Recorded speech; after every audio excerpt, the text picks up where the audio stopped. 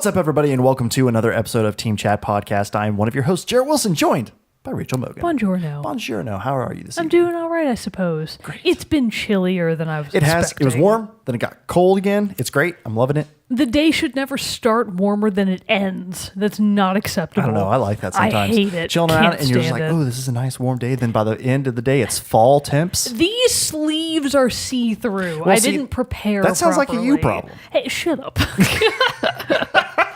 Oh, man. But alongside clothes and what to wear in the proper weather, we like to talk about video games here at Team Chat Podcast, where we're a weekly video game show where we talk about, games. The ones we love, the ones we hate, and everything in between. New episodes come out on Tuesdays at 9 a.m. Central Time, and you can listen to those on podcast services around the World Wide Web, such as Apple Podcasts, Spotify, Google Podcasts, and many others. You can check out teamchatpodcast.com/where to listen to find a complete list. You can also watch a video version of each episode on YouTube and Twitch. So check those out. Links are in the description below. And we're also on social media. So you can find us on Facebook, Twitter, Instagram. We even have a Discord channel that you can join. And finally, we're a completely listener-supported show. So if you're really enjoying what we're creating for you each and every week, head over to patreon.com/teamchatpodcast, where it's for as little as $1 a month. You can support the show, and in return, we'll give you a cool perk like getting the episodes early, or perks, really. It's more than one. You get the episodes early before the General Tuesday release and access to a private channel on our Discord server, The Rogues Gallery. You can use that channel to rant at us like every time Jarrett gets the intro a little bit wrong. A little bit wrong. Any other little mess ups? Yeah, if you get just something any wrong, of whatever them. you want to do. Big, small. Throw the pitchfork and torch emoji that we It's have in the there. pitch The pitch torch? torch. Well, I was Yeah. explaining it for the people unfamiliar. But yeah, we got a nice little pitch torch emoji Yeah. that people like to throw at us a lot. It's a lot of fun. We enjoy it a lot. We love all you patrons. Thank you. Love you. But for real though, in all seriousness, we do. We love you very much. Thank you. Thank you. Thank you. All right, well, before we get into the main topic of today, let's get a little bit of news, find out what's coming out soon. And ooh, bless you, Fender. Our producer Producer's is got a in little the bit of a house sniffle. today. But let's find out what's coming out soon and some other gaming news from around the industry. All right, quick recap from last week. Things that came out that you may not have immediately seen. Blaze Blue Central Fiction came out for the Switch on February 7th. On February 8th, you got God Eater 3 for PS4 and PC. Also on the 8th, you got Monster Energy Supercross 2. What is with these names these days, man? Back in Are those my all for day. Switch or like, you know? No, this one's for PS4, Xbox One, Switch, and PC. I don't know. And Games then, are. I mean, there are so many games. I know. You know, you gotta find those original titles. So you're gonna laugh when I read this next one, All then, right, ready because for on as of this episode's air date on February 12th, we have coming out The Liar Princess and The Blind Prince for PS4 and Switch. I don't know what this game is The Liar about. Princess and the Blind Prince. I instantly want to check it out. Like, just the name. I'm fascinated. Also on the 12th, this episode's air date, we have Trials Rising for PS4, Xbox One, Switch, and PC. Coming very soon, just in time for Valentine's Day, question mark. Snuggle up with your boo. Play some Civilization games. 6, Gathering Storm for the PC. I'm not Definitely really sure snuggle up that with your that's... boo. It's not going to be on Mac yet. I can't. I mean, it's it's just got for multiplayer. PC. You can snuggle up with your boo and play some Civilization 6. You know, if you're both in separate rooms and you've both got your own kingdoms. Yeah, that sounds it's about totally right. doable. And then coming extra soon on February 15th, we have Crackdown 3. There we go. For Finally Xbox coming One. out. Yeah, finally. For Xbox One and PC. Also on the 15th, another finally, Metro Exodus. For PS. Oh yeah, we're getting into the big February releases. Yeah, we really February's are. a big month. Apparently so. That's coming out for PS4, Xbox One, and PC. Also on the 15th. This is another one that I know Jared is excited about. Far Cry New Dawn. I am excited for that one. Comes out for PS4, Xbox One, and PC. Don't know if it's going to be a day one purchase, but I'm still pretty excited to get Yeah, my you hands should on it. wait it out. See what the people think. Well, it's not even so much what I'm expecting the people to think. I like the Far Cry series. And I'm hoping that this one maybe gives itself a chance to redeem Far Cry 5. So I have some hopes maybe. for it. But it's also the next week is Anthem. Yeah, save your money, dude. Yeah, so Save it I'm for kind of Anthem. excited for Anthem. Is Anthem really coming out the week after next? 22nd. Oh my God, that's too soon. I know, it's too soon. That's too soon. And I'm going to be on vacation when it comes out, so I'm going to have to wait till I get back to Sucks for start you. grinding through some levels and getting some loot. Bummer. But, Hopefully they'll have some microtransactions that you can take advantage of to get yourself an edge early Cosmetic on. only. So therefore, no pay to win. That's what they say, Thanks, but EA. said no one ever. I just said it. All right, well, we got a couple other quick little news stories to go through before we jump to the main topic. The first one is that it was announced today, as of this recording, February 7th, 2019, and this is from a Polygon article that we're getting this by Owen S. Good. It is Baldur's Gate, Neverwinter Nights, and more PC classics are making console debuts this year. Quick pause. You have to say this person's name as Owen's Good. Owen's Good. Yeah, that just seems more accurate. That might actually be what he was going It for. probably is. But anyway, so to quote this article, a slew of classic computer role-playing games, including Planescape, Torment, Neverwinter Nights, and multiple entries in the Baldur's Gate series, which were incredibly popular when they came out. I feel like Baldur's Gate is the one that's going to get the most people to pay attention. Oh, absolutely. Will be playable on consoles for the first time. Not even going to PC, not getting remasters on PC. Consoles for the first time later this year. Beamdog, the developer behind the existing PC editions of these titles, announced the news Thursday in conjunction with Skybound Games. The ports will be the enhanced versions of Baldur's Gate, originally launched in 1998, Baldur's Gate 2, Shadows of M in 2000, Baldur's Gate, Siege of Dragonspear in 2016, Icewind Dale. I didn't realize Baldur's Gate was still going on. Icewind Dale from 2000, Neverwinter Nights 2002, and Planescape Torment from 1999. You know, I think I vaguely know Planescape. That sounds the most familiar out of those last three from like Neverwinter-esque. I know Planescape. See, and the reason why I really wanted to talk about this tonight, and you're going to give me shit for it, so I'm going to go ahead and throw it out there. Oh, God. Baldur's Gate is a game that a couple of my friends played growing up, and I never had a chance to, and I've always still wanted to. So now there's a chance for me to be able to really play on the console. I only say you're going to give me shit about it because it's adding to my already incredible backlog. Well, so that's but still, it's kind of like a re-release. That's a little bit of a difference, though, in my mind, because if you didn't play something 2 years ago and it's in the backlog, I feel like that's different than, hey, when I was a kid, I didn't have access to this and I wish I had. Okay, I take it back. For example, like there were a lot more entries in the Unreal Tournament series that I wish I had had access to, but I was like 10 to 13, Right. and my parents were like, whoa, that game's rated M. Absolutely no. Yeah, so it was a hard no. Right. So those are the kinds of things where I won't give you shit for going back, because it's Never like, mind, man, I take it back, everybody. you I didn't have the apologize. access. It's a matter of access. Right. So if now you're getting to go back and enjoy something that all the other kids got to do, I get it, man. So it looks like it's going to be. It looks like it's a pretty fun deal. So that's pretty much the big news there. Those should be coming out all later this year. So that's going to be pretty soon to see when all these release dates start dropping for those. I wonder though, are they going to be like a bundle? I don't know. Who's publishing them? It will be Skybound and Skybound? Beamdog still. But I don't know. so wondering if they'll be bundling these all together, or I could see the Baldur's Gate series at least being bundled. Considering how old these titles are by now, a bundle I think would make more sense. I would think so. I mean, how much money could they possibly make on releasing them independently of each other? They bundled like the Ezio trilogy from Assassin's Creed. They did that. I think bundles as a business model at least would make more sense. Even a remastered bundle. It wasn't even Yeah, like the old ones. It true. was a remaster. So anyway, then the other big news, which I think, and this is one that I wanted to spend a little bit more time on. It was announced earlier last week, February 6th, that Microsoft Studios is changing its name to a more fun-sounding Xbox Game Studios. Now, this is a CNET article by Sean Keane. I feel like the article title is at least a little bit sarcastic. More fun sounding in what way? Right. Well, and so the big deal is, and so the thing to me though, this necessarily, you can go read this article and see all this stuff, because they now Xbox has now been able to, or Microsoft, I should say, has been able to garner a very impressive roster of studios. At E3 last year in 2018, they announced that they were able to acquire 5 more studios, one of those being Ninja Theory, which made Hellblade: Senua's Sacrifice. So their full list, right now they're sitting, according to this article, 13 developers. They have 343 Industries, which is Halo. That's the big bad. Coalition makes Gears of War. Correction, the two big bads. Compulsion Games made We Happy Few. The Initiative, newly formed studio.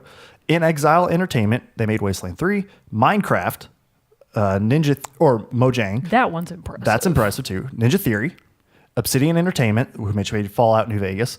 Playground Games, Forza Horizon. Rare, Sea of Thieves. Turn 10 Studios, Forza Motorsport. Undead Labs, State of Decay, and Xbox Global Publishing Group. That's an impressive list. It of really studios. is. I mean, of these, just looking on the list, 343 Ninja Theory, Minecraft, and Rare. Rare has a really nice roster of previous games that it's made. And a long-established studio. They're a very long-established studio. I feel like those alone are enough to potentially carry what we hope will be, I think, and this is your point, we hope that this will translate in terms of the change in what they're calling the studio for Xbox games. What are they calling it? They're calling it Xbox Game Studio. It used to be Microsoft Studios. My hope and your hope, I think, is both that this will lead to more exclusive IPs for Xbox. Right. And not only just exclusives, because, I mean, you can have an exclusive, and that doesn't mean it's going to be good. I mean, that's what's been somewhat Xbox's history, or the Xbox One history, is that not great exclusives. And we've talked about this. We've had several, actually, episodes in the past about Microsoft and Xbox specifically being like, what's their game plan here? Especially when they announced What's their Games Pass. game The puns. But so that's my point, though. And what the point I was making in those old episodes is that it seems that Xbox has been slowly developing these peripherals and add-on services and accessories, such even too like the accessibility, the accessible gamepad that they came out with for the Xbox One. They're making these strides to build a foundation. They acquired all these studios now. They brought all these Ninja Theory, those 5 studios at E3. They brought those into the fold now. And with that impressive list and that impressive history of what these companies have made, I think within the next couple of years, we're going to start seeing some incredibly good Xbox exclusives. I think the whatever next gen console, the Xbox, whatever they're going to call it, I think it's going to give PS4 a run for its money in exclusives.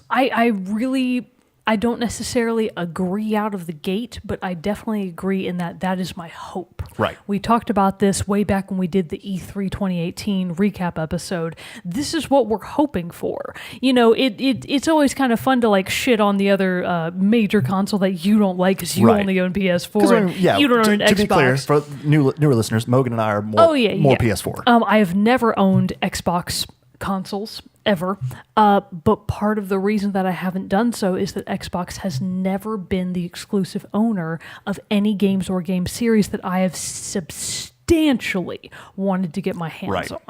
And that's not to say that Xbox doesn't make good games, it's just to say that they've never made anything that is for me, and I'm putting that in air quotes here. So if they're able to make a more diverse offering of games that are exclusive to Xbox, or maybe exclusive out of the gate to Xbox, I think that that's what they need to be able to stay competitive in the long run. And I do hope that this is what all of this means. I think that's what it's leaning towards too. I do have the Xbox, an Xbox as well, and I've just wanted to like Halo 5 was just kind of a letdown, and I haven't gotten as many of the other stuff. The Xbox is more for me, even though I play it and do keep it up. It's more of the one like before I upgraded my hard drive on my PS4, I was more like, I have the Xbox, I'll get this game for it so I don't fill up my PS4. Because I have more memory. Yeah, so and I play, and so that's kind of how it was. But now, if it ever gets to the point where I'm like, oh, do I want to go play this one or do I want to be on this one? I feel like that's going to be mildly infuriating because I have to like choose, but still fun to have to be able to make that choice. And I do agree that it does seem like all of these incremental changes over the past 5 years seem like they are this laying of a framework. I just really hope that they build something amazing on top of that. I do too. So that's all that. Now we're going to move into our main topic, which is really about some of the biggest news from the last week. We touched on it briefly on the last episode because it had literally just been announced before we recorded it, and we recorded that last Sunday. And that is Apex Legends. Which I think, at least based on I myself haven't gotten my hands on the game quite yet, even though it is free to play. I just haven't had the time. Right. But I will say that of the news that I keep up with, my general feeling is that Apex Legends made much more of a splash than people seem to have been anticipating. And I love it when like these stories come out and it's like, haha, mofos, we did better than you thought. So tell me about Apex Legends. So there's a lot of aspects to this, and I've played the game. I honestly, though, think you will like it. You think so? I think you will. Because I did play a little bit of Titanfall 2, and at the outset, when people realized that, Who's developing Apex Legends? Respawn. Respawn. I was trying to say Recore, even though I knew that wasn't correct. Respawn, everybody was like, "Boo, why are they making Apex Legends instead of Titanfall 3? Right. Well, what if they did? EA sucks. We don't want the game. Yeah, it's the vicious cycle. Right. So I feel like it definitely has made a more of a positive impact on people than they were expecting, even though Apex Legends doesn't have all the hallmarks of Titanfall that people are fans of, most notably the mechs. But Right. I'm hearing that this is obviously more than compensated for by the gameplay. Yes, and so granted, I've only spent I've spent a lot of time in Apex Legends. I've actually I was about to say, spoiler every time alert, I logged in, you were on Apex Legends. I was trying to get as much time in before we recorded so I could have more to talk about. So I've played with all the legends except for the 2 that are locked still, because you either have to buy them or level up enough where you earn enough to be able to buy them. And are the legends the characters I'm Characters, missing? yes. Gotcha. Legends hero, yeah. And so I have played it enough, and and so I don't want to give like a final. Obviously, I don't feel like I've spent enough time to be like it's a 10 out of 10. So this isn't like a full-on review. I need more time in the game before I do that. But this is, I guess, first impressions. I was of what about to we're say, looking we at. have a word for We have that, a word for that. Jared. We have a category for that. So this is a first impressions of Apex Legends. But the reason why I think you'll like it, before I jump into that, so Apex Legends, for those who don't know, developed by Respawn, published by EA. It is a free-to-play battle royale game. It has 60 players in the battle royale, but it's comprised of 20 squads of 3 players, and you operate as a team and you do all this stuff. It's very squad-based and oriented in how you go about it. But the big thing that makes it different, and this is why I think you'll like it, is because these are class-based heroes similar to Overwatch. See, I've heard people say that it feels like a blend of Overwatch and PUBG. I would agree. Man. Because it takes in the aspects of PUBG and even Blackout, the Call of Duty Blackout, where you run around the map and you're picking up a gun, and then you'll find these attachments. You can pick things up and slowly upgrade your armor. You'll slowly upgrade your weapons, and hopefully, if you live long enough to make it to the final, If you live long enough, the big part there, to make it to the final circle, you should be pretty well equipped and have like really intense firefights and all this. So that stays the same. But then these heroes, the legends, like I said, they each one has a specific ability. So one of the guys that I've liked playing the most, let me actually just read the list of the names of these guys really quick, just so we know. Now, as you're doing that, can I just confirm for the listeners, Mm-hmm. definitely not for me, because I did my homework beforehand. Definitely played. Which of the consoles and or computers is this game Yes, for? thank you. It is for PS4, Xbox, and PC. There you go. No crossplay yet. And unfortunately not for Switch, which Fortnite does at this point have over Apex Legends. Which I believe, I'm not 100% sure, but I think I saw some rumblings today that like they would like it to be That there. they might. Okay, Might, I like but the sound of we'll that. see. But anyway, Fortnite wasn't and that's not originally on confirmed. Switch, of I course. just feel like I saw that, so don't put too much stock in that at all. So the legends that we got today there are 8. More will be coming later as they do roll out seasons like Fortnite has and PUBG and all these other things. But the main legends are Bangalore, Professional Soldier, Bloodhound, Technological Tracker, Caustic, Toxic Trapper, Gibraltar, Shielded Fortress, Lifeline, Combat Medic, Mirage, Holographic Trickster, Pathfinder, Forward Scout, and Wraith, Interdimensional Skirmisher. Now, the 2 that are locked are, when you first get the game, are Mirage and Caustic. Oh, okay. So I've played Bangalore, Bloodhound, Gibraltar, Lifeline, Pathfinder, and Wraith. Gibraltar appears to be your tank. He Is is. that And so correct? that's the thing. There are DPS, there are defense, and there are medics. So Okay. Bangalore, and then 1 recon so far. So there's Bangalore and Wraith are your assault DPS classes. Lifeline and Pathfinder are your medics. Bloodhound is your recon, is the 1 recon, and then Caustic and Gibraltar are defense. Oh, really? And then Mirage is also a DPS. Gotcha. So I would assume then the next legends to come will probably be either more trackers and probably another DPS or tank. I would say they need another tank. Now, of these, the recon or medic, I suppose, that is Pathfinder, so adorable. Look at him with his happy his little little smiley face and his Yeah. like fancy wave. I like the look of this non-gender specific robot.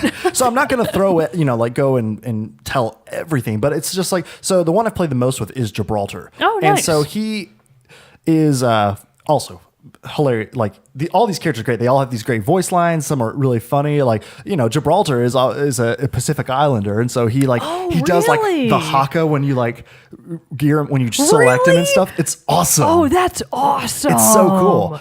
And the lifeline, I believe, is Jamaican.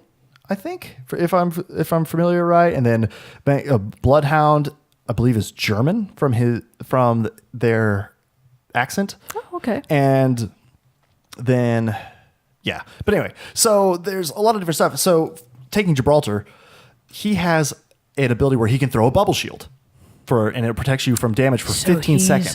Zarya. And then, no, it's like a big dome. It's more Winston style. Oh, okay, gotcha. And so, when you aim down sights, he puts up an arm shield that helps protect him from damage. Reinhardt. And then he also, it's just little tiny. See, but you're seeing the similarities here. So you're getting my Brigitte, point. I gotcha. And then they all have an ultimate ability that charges up, and then you What's can use. the alt on the gamepad? It is left and right bumper at the same time. Oh, okay. And so like Gibraltar is a big. It's like a missile. It's like a missile launch, but basically like all these missiles will land, but then not explode, and then they start like exploding all over. So Oh, it gets fancy. crazy, but it just covers this huge, massive area. So you'll activate it, and then you have to like throw a canister that like shows where it to land and all that stuff. Kind of like activating a sea of landmines. Yes. Ooh, that's kind fancy. of. So it's pretty sweet, and and tying all these things together, and it's already been really fun seeing how you can combine all the different heroes together. Because again, you're playing with two other people. You're forced to be in a squad. There's not a solo mode for this game, So I'm sorry, squads are only 3 people? 3 people. Oh, okay, I gotcha. and you cannot have duplicate legends on your squad. See, that's good. So it forces you learn from Overwatch's mistakes at the beginning and For forces real. you to each person to choose their own thing. So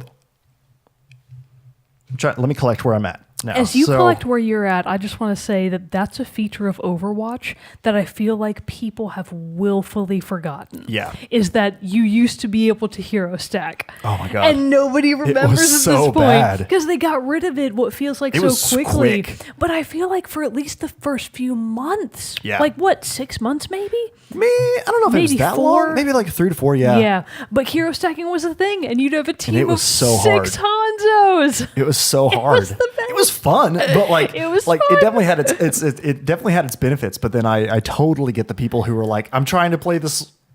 I can't. What? Yeah, it's a like madhouse. it's not conducive to proper team building, which is more of a problem in teams of 6 as Right. opposed to teams of 3. But all the same, I just feel like that's a fun thing that kids these days won't remember. And it's like you weren't there, you don't know. But so one of the other big things that was a huge makes this stand out from the other battle royales is its communication system, which it refers to in a ping.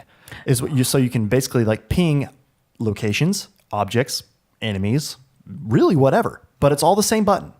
So you just do. So if you see say you see an enemy running along way far off, you can just aim at it and hit ping the R1 button on PS4, and it will mark its location and on the map and on your mini map and on the map in front of you in your field of view for everybody else to see on your team. gotcha. Same thing.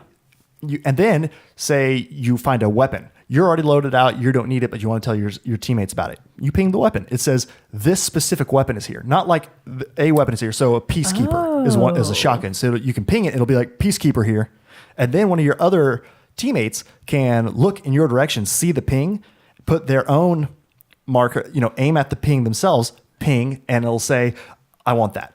It basically like call dibs.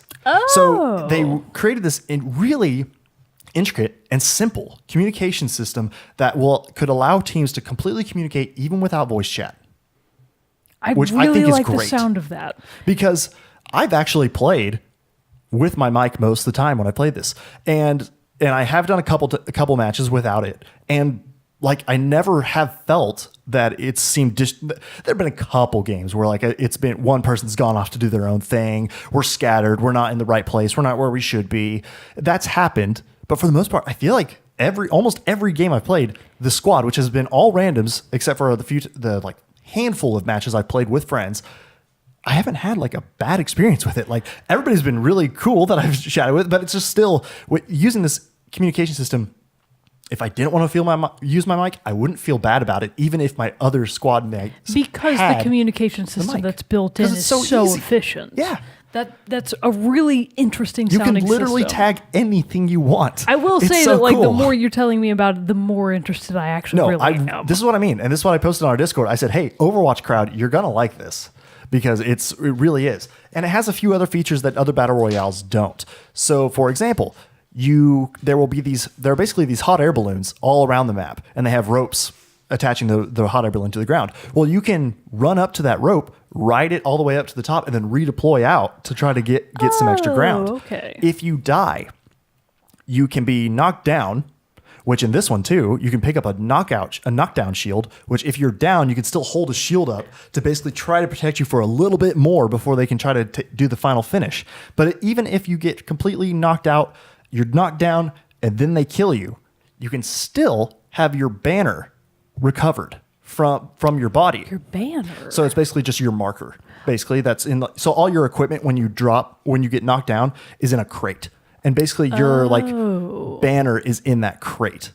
And so why you can is then your take that banner important? to a respawn point, and your team can respawn you back into the game. Oh, so they as long as need- the rest of your squad is not eliminated. I see. So your teammates need your banner to be able to take it to a respawn point, and then you get to rejoin the game. Exactly. Okay, You I don't have see. any gear. You have to completely find your gear again, but you could go back and find your dead body and find your box. Which I and guess get- is and more fun resupply than just again. having to sit there and be on, what's it called? Observation Yeah, mode? just spectating and stuff like that, yeah. I couldn't think of the word. And be on spectator for what, 10 more minutes? However Who long knows the rest how of the thing long? is. So, I mean, there is a set time limit they have to recover your banner, but still, it's like 80 seconds or something. It's a long time. So if they're really close by, they're probably going Right. to be able to recover your banner, assuming they have the ability to fend off whoever killed you. Exactly. And so here's the thing about this. So I've talked about all this gameplay. I've talked about all these different things. Now, how does this tie into Titanfall? Because here we Yes, sit. tell me about this. There's all this stuff. There's obviously no Titans. You're not playing as main characters from the game. What's going on here? So this actually takes place post the events, and I'm pretty sure it's like 20, 30 years after Titanfall 2. Okay. The big war that was going on in the frontier is over, and now this is basically just like a game. It's kind of actually what I was playing with somebody with somebody, and he actually said it's like the Hunger Games, kind of. Really? Where it's more Huh. like this competition, not necessarily like a war setting. So it's the Apex Predators were a mercenary group in Titanfall 2. You actually fought against them in the main campaign. You actually see in the intro video that their leader, Blisk, from Titanfall 2, he's like now an old man, but he's in the intro video. So they're like, it's basically these competitors, these legends of the outer world come together to compete in this arena for money, glory, loot, whatever. And so that's kind of the setting of this game. And so it takes place in the Titanfall universe. Now, true, there aren't Titans. And why aren't there Titans? That seems like a big thing. Everybody's like, what's going on with this? So like, Titans, for those of Titanfall- you that aren't familiar with the Titanfall series, are your giant mechs. And from the Titanfall games, the mechs are like the draw. So it was kind of a big deal in the fan base that Respawn was coming out with this new game that was loosely based on Titanfall that didn't include the actual Titans. Yep. So to answer that question, IGN talked to the hold on, let me see his name. The executive producer of Apex Legends, Drew McCoy. Here's why there are no Titans in Apex Legends by Lucy O'Brien and Brandon Tyrell on IGN. So basically, according to Drew McCoy, he says, quote, during development of Apex Legends, we prototyped a lot of stuff, said McCoy. Having come from Titanfall 2, we tried wall running, because that was another big feature of Titanfall 2. Wall running was the thing in Titanfall 2 that I never got the hang of. It's hard to get the hang of. I mean, I didn't get the hang of anything, to be fair. But even if I had, I still wouldn't have got the hang of wall running. I will say this. The combat and movement of Titanfall 2 is very fast, It's very so chaotic. fast. Oh my gosh. But then once you get it down, it feels really good. Apex Legends has incorporated a lot of that, such as, for example, you can run and then you can crouch slide, and that'll get you a little faster. You can actually, like, if you're going down a hill, you can crouch slide and you will slide down the whole thing and go really fast. If you holster your weapon, you'll run faster. Oh. And so different things like that, especially when you're Gibraltar, he's slow. Oh. So that's good. But also, you have to like pick the right time to do that because Right. obviously it can put you in danger. But back to the article, he said, where we go. The wall running and double jumping and triple jumping, all sorts of crazy stuff. And the goal of the game from a development standpoint was to create something strategic and masterable and learnable and very deep. And a lot of those mechanics were detrimental to those goals. The Titans made combat very hard to read, continued McCoy, which is why Respawn decided to have 3 characters per team as opposed to a 4-man or 5-man squad.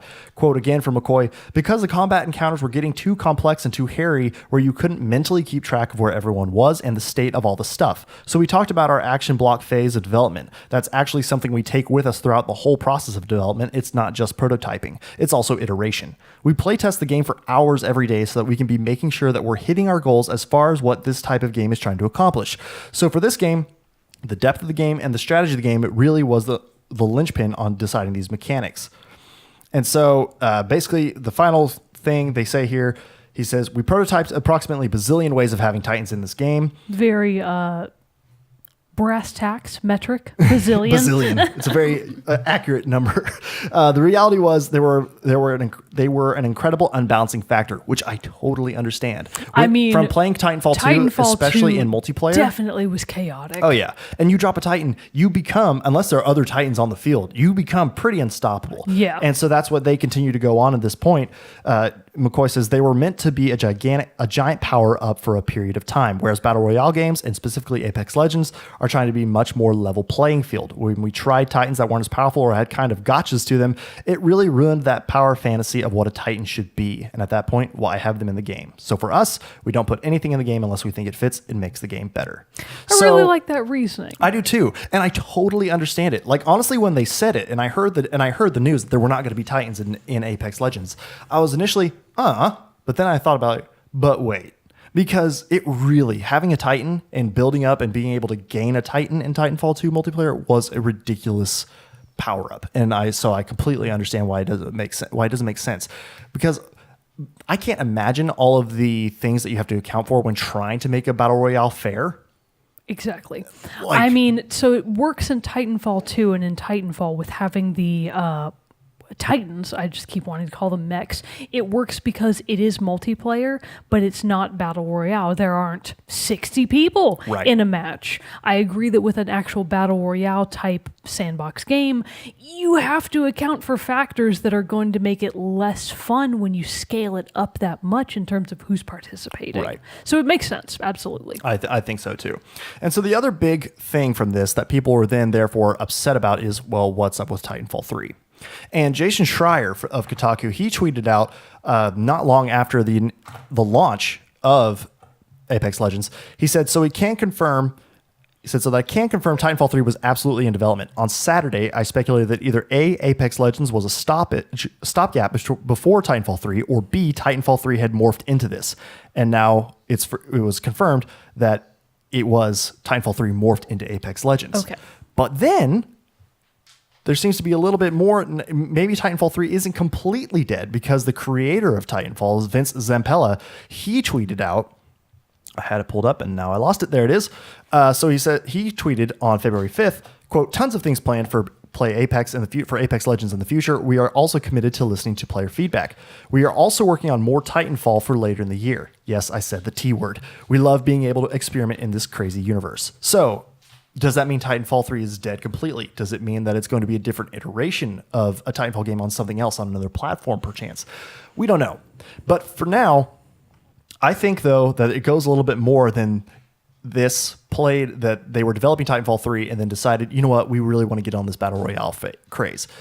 I think obviously that probably had some, this is my personal predictions here, or my thoughts here, that I think that had some bearing.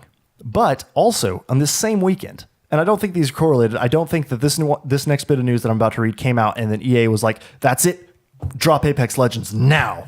Is that basically, over the weekend, EA came out and had their earnings report for their Q3 2018. And according to this CNET article by Lauren Feiner on February 5th, EA fell more than 14% after hours after reporting its third quarter 2019 earnings. The company reported a revenue miss of $1.61 billion versus estimate of $1.75 billion, according to Refinitiv. Earnings were $1.95 per share, X items compared to the analysts. Well, that's a lot of mumbo jumbo. Basically, they didn't hit their goal. I don't understand what all that means after it gets more into the stock market-y talk. But So here's what I think. Titanfall 2 didn't perform as well as they wanted it to. I also think, though, that's partially on EA's fault for launching it the exact same weekend as Battlefield 1. For real. Battlefield 1 was obviously going to have a bigger audience than Titanfall 2, and I think they kind of shot themselves in the foot there. But if they've overall been seeing that they're dropping in their revenue, what is a really quick way, an apparent cash cow? Oh, Battle Royale. But then you also need one that's going to be done well. Who does that really well? Well, Respawn makes really great games. So that makes sense that they would task this with Respawn to do it.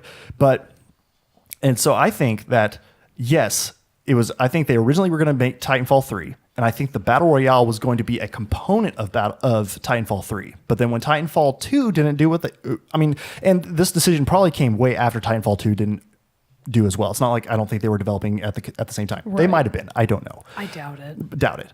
But I think that it was made that EA has seen these earnings. They know they have a studio that is well known for making great games. They have a studio that is well versed in combat mechanics and how to handle that on a large scale and in a various different fun ways.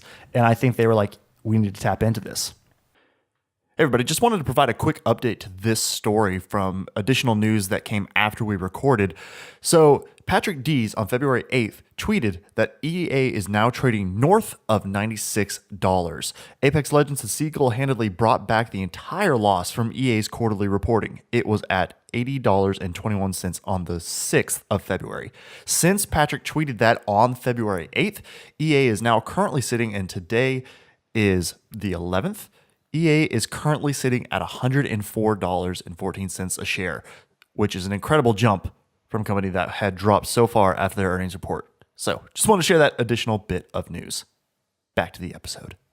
And so I think that there was a bit more of a, I don't think they were getting into the Battle Royale craze as much as they were trying to boost their bottom line. Yeah, I agree. And from all results, though, it looks like they accomplished that. I mean, granted, it's free to play. We don't know how much money has actually been spent because right now you can use real money to buy cosmetic items and their loot crates, which another fun little aspect that I think is good. It gives you probabilities of what you're going to get. Oh, really? Yeah. Like percentages? Not percentages, but it's like this 1 in 3 will have blah, blah, blah. So I basically am just saying that, and I hope I'm getting my point across, that it's interesting that these two things happened at the same time, that we hear about this earnings drop, but then also they able to time this with this perfectly timed launch of this game that has if the momentum that it's carrying out the gate continues, so my they're extreme, going to be making some money. I would be shocked if they don't eventually adopt a model similar to that of Fortnite, where they introduce a battle pass. Because they're going to do seasons. Yeah, they're definitely going to do that at some point, and once that eventually comes through, it probably will be. If Apex Legends continues its popularity streak, it probably will be quite a cash cow for EA. Oh, absolutely. And so I think that might help in some of their other areas. And, we'll see what comes with that. And who knows, so far, maybe the the earnings on Apex Legends will eventually lead to more of an investment in Titanfall 3. Right. We don't know that for sure. But that's a very good point. It could very much do that. They maybe needed this to be like, okay, we need to bounce back from the loss of Titanfall 2, get people interested in this world again. And again, what's the fast way to do that? Battle Royale. Right. So I think EA was actually really smart in how they handled this, and I think they were smart in what studio they entrusted this to.